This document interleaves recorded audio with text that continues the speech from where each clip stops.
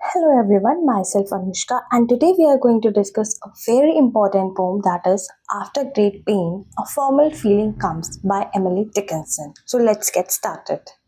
So हमने last video में we read about it कि एमिली डिकिंसन जो है उन्होंने अपनी पोम्स के टाइटल नहीं दिए थे.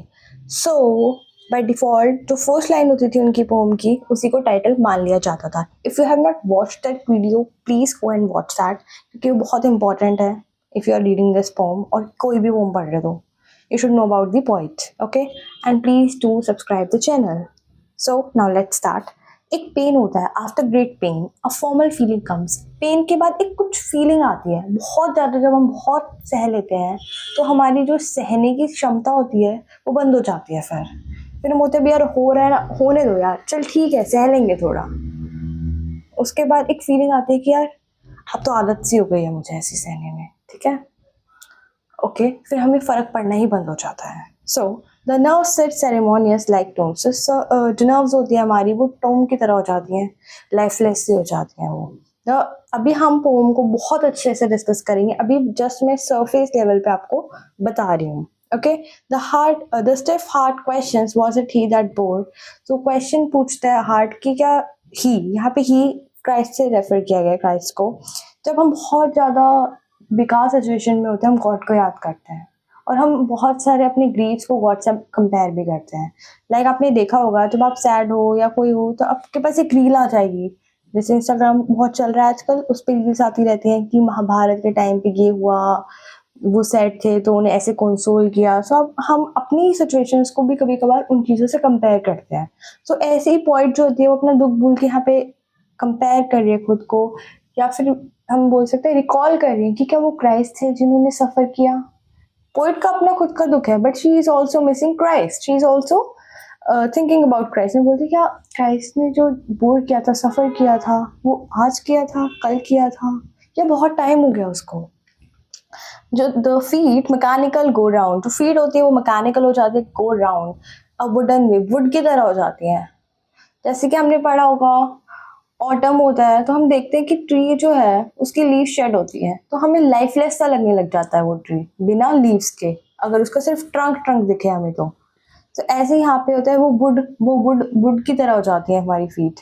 वो हमें पता ही नहीं रहता कि हम किस स्टेज पे. ऐसे होता है ना जब बहुत ज़्यादा दुख होता है तो हम बोलते हैं, फिर उससे हम बाहर निकल के आते हैं तब हम लोगों को बोलते हैं मुझे खुद नहीं पता मैं उस टाइम कहाँ थी यार, कैसी स्टेज पे थी, मुझे खुद नहीं पता मैं कहाँ पड़ी थी. like that. Okay, a wooden way of ground or air or ought regardless grown. बस चल रहे हैं, जिंदगी जी रहे हैं, एग्जिस्ट कर रहे हैं बट उसे लिव नहीं कर पा रहे हैं. ओके, एंजॉय नहीं कर पा रहे हैं. A quartz contentment like a stone. फिर एक दिन हम पत्थर दिन बन जाते हैं. Okay, this is the hour of lead. But यही जो है ये बहुत ही आर ऑफ लेड है. ठीक है, ऐसे बोलते ना यही रात अंतिम, यही रात भारी. So that's a very crucial moment. ठीक है, अगर आपने इसको सरवाइव कर लिया, इस स्टेज को सरवाइव कर लिया तो आप आगे इस चीज़ को याद करोगे कैसे हुआ था. और अगर नहीं सरवाइव कर पाए तो भी बता रहे हैं कि क्या होगा. सो नाउ अब हम इसे अच्छे से पढ़ेंगे. After great pain a formal feeling comes. हम इतना सफ़र कर लेते हैं उसके बाद एक फॉर्मल फीलिंग आती है. यहाँ पे जो पेन है उसको डिफाइन नहीं किया गया कि कैसा पेन है. वो फिजिकल भी हो सकता है, वो कैसा भी हो सकता है, बट मोस्टली ये जो पेन है ये it's a kind of morning, कि किसी की डेथ हो गई है और उसके बाद जैसा पेन होता है थोड़ा वैसा सा पेन यहाँ पे हम उसे अज्यूम कर सकते हैं. ओके, लिविंग डेथ की तरह. तो जिंदा तो है बट रह नहीं रहे हैं, जिंदगी जी नहीं रहे हैं, बस जिंदा है ऐसे. Okay, formal feelings. यहाँ पे फॉर्मल फीलिंग्स क्या होती है, एक state of numb mechanical detachment जो लोगों से हो जाती है हमें आफ्टर पेन और ट्रॉमा. इतना फील कर लेते हैं फिर एक टाइम के बाद हम कुछ फील ही नहीं कर पाते हैं, लाइक दैट.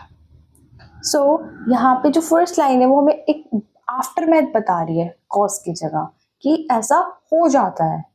क्यों होता है ये नहीं बताया, ये होता है कि ऐसा हो तो ऐसा हो जाता है. That's an after math conclusion. Now let's read further. एक एब्सेंस ऑफ फीलिंग होती है. अब होम्स और राही दो साइकोलॉजिस्ट थे, उन्होंने बताया कि लाइफ में जो सबसे मतलब उनकी इस इवेंट से, जो event life event measure of stress था, उन्होंने उसमें बताया कि इंसान को सब किसी की डेथ का सबसे ज़्यादा स्ट्रेस हो जाता है। सो जो पोइट ने ये लाइन्स लिखी हैं, सो उससे हम कहीं ना कहीं कनेक्ट कर सकते हैं कि ये पोइट बहुत ही ज़्यादा स्ट्रेस, ग्रीफ में है, बहुत ही ग्लूम में है।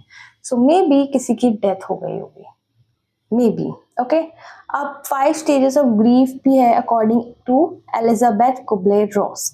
ये चीज़ें जो है ये बहुत एक्स्ट्रा हैं और ये आप अपने आंसर में कर सकते हैं, राइट डाउन कर सकते हैं आप, अगर आपको लगे कि दैट्स अ राइट अपॉर्चुनिटी। आप इन चीज़ों को कनेक्ट करके आंसर में लिखेंगे, you are going to get good marks. Okay, तो 5 स्टेजेस ऑफ ग्रीफ यहाँ पे बताइए एलिजाबेथ कुबलर-रॉस ने कि डिनायल होती है कि सबसे पहले तो कोई आप इमेजिन करो आपके साथ कुछ गलत हो गया, या फिर someone you have lost your very close friend और ए रिलेटिव, या फिर आपके साथ बहुत ही कुछ गलत हो गई, लाइक हार्ट ब्रेकअप हो गया। You can relate. Okay, so denial, आप पहले तो डिनायल स्टेज में चले जाते हो, यार ये मेरे साथ हुआ ही नहीं है, ये हो ही नहीं सकता मेरे साथ। सेकंड, आपको बहुत गुस्सा आता है फिर अपने ऊपर, यार कैसे हो गया मेरे साथ। फिर आप सोचते हो नहीं, ऐसा हो नहीं सकता, ऐसा हुआ है सच में। खुद से ही बात करते हो, खुद से बार्गेन करने की कोशिश करते हो। फिर आप डिप्रेशन में चले जाते हो कि यार ये तो सच्ची में हो गया यार, कैसे हो गया है मेरे साथ। एक बर्नआउट स्टेज हो जाती है फिर कि यार हो गया ना, बहुत रो लिया यार, अब नहीं रोएंगे, अब बस ठीक है, हो गया जो हो गया, जाने दो। एक्सेप्टेंस वाली आ जाती है। तो यहाँ पे जो पोएट की स्टेज है, उन्होंने इन सब की स्टेज को पार कर लिया है एंड शी इज लाइक कि अब जो हो गया हो गया, अब उनसे कुछ महसूस ही नहीं हो रहा है। एक्सेप्टेंस इतनी ज़्यादा हो गई कि अब कुछ महसूस ही नहीं हो रहा है। इट्स ऑलराइट, हो गया हो गया। अब एक फॉर्मल फीलिंग जो यहाँ पे बताई गई है, emotional aftermath after a trauma, ठीक है।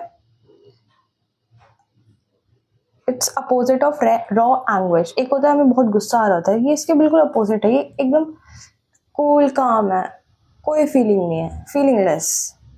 एक मैकेनिकल डिग्निटी की फॉर्म ले लेती है mind. Next, the nerves sit ceremonious like tombs. यहाँ पे 2 इंटरप्रिटेशंस हो सकते हैं। यहाँ पे जो नर्व्स है ना, उनका काम क्या होता है, बॉडी में सेंसेशंस को पहुंचाना। बट अब वो नर्व्स कैसी है, एकदम टूम की तरह बैठी है, लाइफलेस। अब वो पहुंचा तो रही है सेंसेशंस, बट वो हम तक पहुंच नहीं रही है, या फिर हमें कुछ सेंस ही नहीं हो रहा है। ओके, और वी कैन से जैसे कि टूम के अंदर क्या होता है, एक डेड पार्ट होता है, दफन कर दिया जाता है। उसी तरीके से जो नर्व्स हैं, उनके अंदर जो सेंसेशन थी वो अब दफन हो चुकी हैं कहीं ना कहीं पोएट की बॉडी में, एंड अब वो बाहर नहीं आएंगी। Those emotions will not come out, वो सेंटिमेंट्स बाहर नहीं आएंगे। Next, the stiff heart questions, was it he that bore and yesterday or centuries before? अब इस लाइन के भी 2 इंटरप्रिटेशंस हो सकते हैं।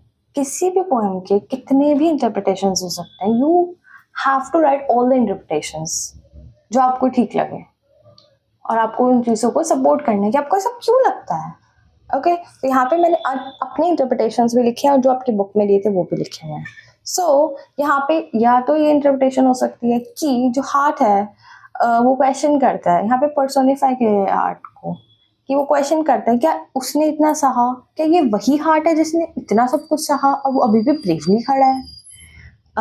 और ये जो चीज़ हुई थी, जब हम बहुत ज़्यादा ग्रीफ में होते हैं, हमारे पास जो टाइम का नोशन होता है वो चला जाता है, हमें पता ही नहीं चलता कि हम कितने दिनों तक उस ग्रीफ में थे। ठीक है, तो वो जो हार्ट है वो पूछता है क्या ये वही हार्ट है जिसने इतना कुछ सहा, टॉलरेट किया, सफ़र किया, क्या ये वही हार्ट है, और इसने कब किया, ये बात कल की है या फिर बहुत टाइम हो गया इस बात को। हमें रियलाइज बाद में होता है जब हम उस फीलिंग से बाहर निकल जाते हैं, उस ग्रीफ से। ओके, सो यहाँ पे ये पहला इंटरप्रिटेशन है। सेकंड इंटरप्रिटेशन यहाँ पे है, जो हमारा हार्ट है वो क्वेश्चन करता है क्या ये क्राइस्ट ही थे जिन्होंने इतना सहा, और क्या ये बात है कि कल की है या फिर 100 सालों पुरानी है। ओके, और यहाँ पे अगेन मैंने ये बात पहले भी बताई थी अभी एक्सप्लेनेशन में, जब हम ग्रीफ में होते हैं हम गॉड को याद करते हैं। हैप्पीनेस में याद करें ना करें, उसे करना चाहिए ऑफ कोर्स, बट जब हम सैड होते हैं हम याद करते हैं, हम इंक्लाइंड हो जाते हैं गॉड की तरफ। सो इन द सेम वे जो पॉइंट है वो भी कहीं ना कहीं याद कर रही है उन्हें इन दिस वे, किसी भी मैनर में करिए, but she is missing God, she is thinking about him. So वो बोलती है कि जो क्राइस्ट थे उन्होंने भी तो सफ़र किया, तो वो अब किया या बहुत टाइम हो गया उस बात को, क्योंकि सफरिंग्स आर सेम। सफ़र तो दोनों ही कर रहे हैं, बट कब कर रहे हैं सफ़र? तो ऐसे comparison. The feet mechanical go round a wooden way. अब एक पर्सन की स्टेट को बता रहा है ये, एक पर्सन के फिजिकल स्टेट को बता रहा है। आपने कहीं ना कहीं रील्स में भी देखा होगा कि किसी से बात ना करना ऐसा लगता है कि फिजिकल पेन हो रहा है बॉडी में। इट्स लाइक कि फिजिकली हमें टॉर्चर किया गया है या फिजिकली हमें कुछ हर्ट हुआ है, ऐसा हमारी बॉडी पे इफेक्ट पड़ता है अगर हम अपने फेवरेट पर्सन से बात ना करें। That's a meme actually, and I don't know कितनी सच है कितनी नहीं है, बट यहाँ पे इतना तो हमें पता है कि अगर मेंटली हम हेल्दी नहीं होते हैं, मेंटली फिट नहीं होते हैं, तो बहुत बार हमारी फिजिकल बॉडी भी वर्क नहीं करती अच्छे से, राइट? मेंटली स्ट्रेस होता है, हमारा हमारे लंग्स में दर्द होने लग जाता है, हार्ट में दर्द होने लग जाता है, पेट में दर्द होने लग जाता है। इट हैपेंस, कभी भी हो जाती हैं ऐसी चीज़ें। Okay, I am not a science student, so pardon me for that. So यहाँ पे वो बोलते हैं कि जो फीट है बिल्कुल मैकेनिकल हो जाते हैं, हम एकदम एक ऐसे काम करने लग जाते हैं एकदम इंस्ट्रूमेंट की तरह। हमारे अंदर एनर्जी नहीं रहती है, हम फीलिंगलेस से हो जाते हैं, अपने ही ग्लूम में हम खो जाते हैं। हम जैसे कि हमने सुना होगा, सपोज आपको ब्रेकअप हो गया होगा, कभी, sorry for the example, but ये सही है।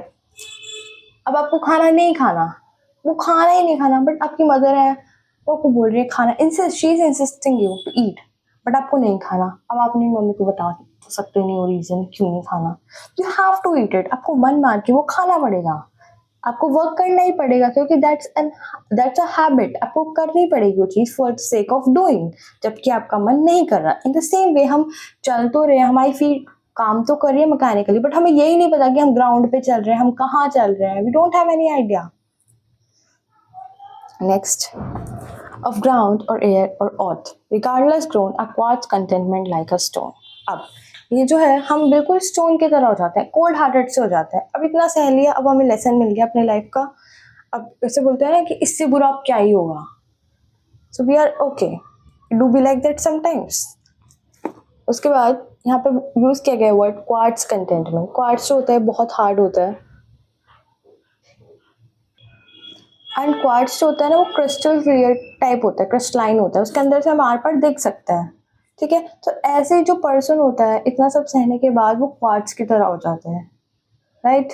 उसके अंदर से हम आर पार देख सकते हैं, बिकॉज उसके अंदर कुछ पता ही नहीं होता है, वॉइड सा ग्रेट हो जाता है ग्लूम की वजह से। Okay, next, this is the hour of let, remembered it if outlet.